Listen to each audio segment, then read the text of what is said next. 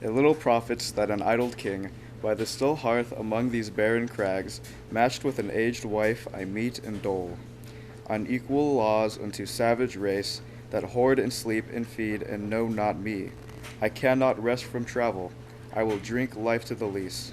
All times I have enjoyed greatly, have suffered greatly, both with those that loved me and alone, on shore, and when through scudding drifts the rainy Hyades vexed the dim sea. I am become a name, for always roaming with a hungry heart. Much have I seen and known, cities of men, manners, climates, councils, governments, myself not least, but honored of them all, and drunk delight of battle with my peers, far on the ringing plains of windy Troy. I am a part of all that I have met, yet all my experience is an arch wherethrough gleams that untraveled world, whose margin fades forever and ever when I move. How dull it is to pause, to make an end, to rust unburnished, not to shine in use.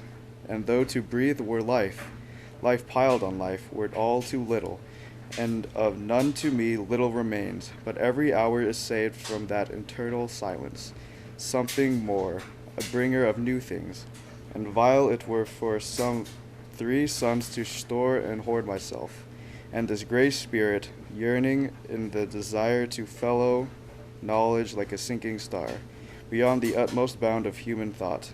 This is my son, my own Telemachus, to whom I have the scepter and the isle, well loved of me, discerning to fulfill his labor, by slow prudence to make mild a rugged people, and through soft degrees subdue them to the useful and the good. Most blameless is he, centered in the sphere of common duties, decent not to fail in offices of tenderness, and pay meet adoration to my household gods. When I am gone, he works his work, I mine.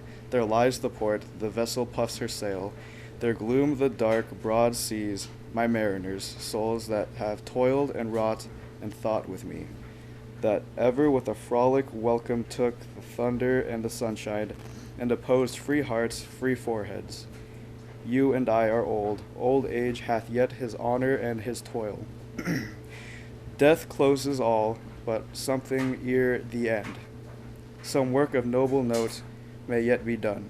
Not unbecoming men that strove with gods, the lights begin to twinkle from the rocks. The long day wanes, the slow moon climbs, the deep moans round with many voices. Come, my friends, 'tis not too late to seek a newer world. Push off and sitting well in order smite. The sounding furrows for my purpose holds to sail beyond the sunset and the baths of all the western stars until I die. It may be that the gulf will wash us down. It may be we shall touch the happy isles and see the great Achilles, whom we knew. Though much is taken, much abides, and though we are now not now that strength which in old ways moved earth and heaven, that which we are one equal temper of heroic hearts, made weak by time and fate, but strong in will to strive, to seek, to find, and not to yield. A king named Ulysses is delivering a speech to his subjects. It is one of grim inspiration, as he tells them that their lives are coming to an end and they should go on one last adventure before it comes to an end.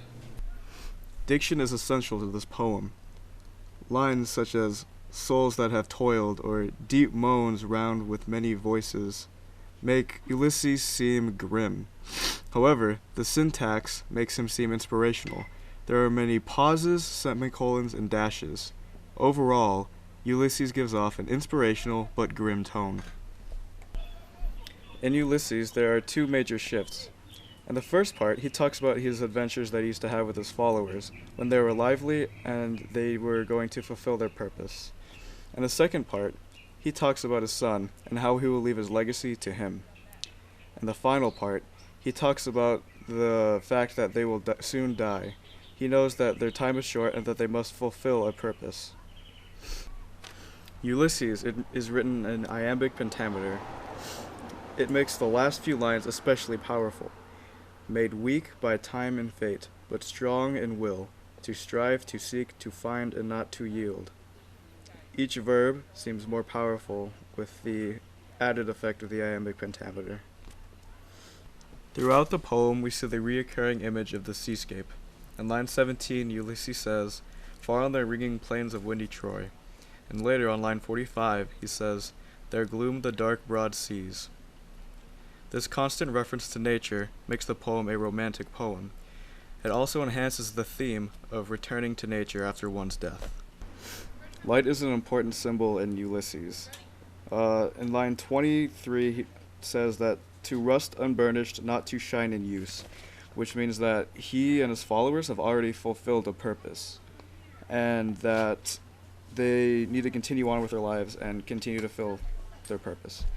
And in line 45, it says, "There gloom the dark broad seas." So he sees that their lives are coming to an end, basically. And then in line 54, it says, "The lights begin to twinkle from the rocks, the long day wanes, the slow moon climbs." So there isn't much time for them to fulfill their purpose. And the symbol light means that they need to return back to the earth, return back to nature. That's their purpose. Towards the end of the poem, there is an allusion to Achilles. In line 64 it says, "And see the great Achilles, whom we knew." This is a reference to the weakness of Ulysses and his followers, time. Time limits Ulysses and his followers because it doesn't allow them to fully fulfill their purpose. The central theme of this poem is that one should live their life to the fullest and that they should strive to fulfill their purpose. The symbol of light, the illusion of Achilles, and the imagery of the sea all contribute to the theme that Ulysses sets in his speech.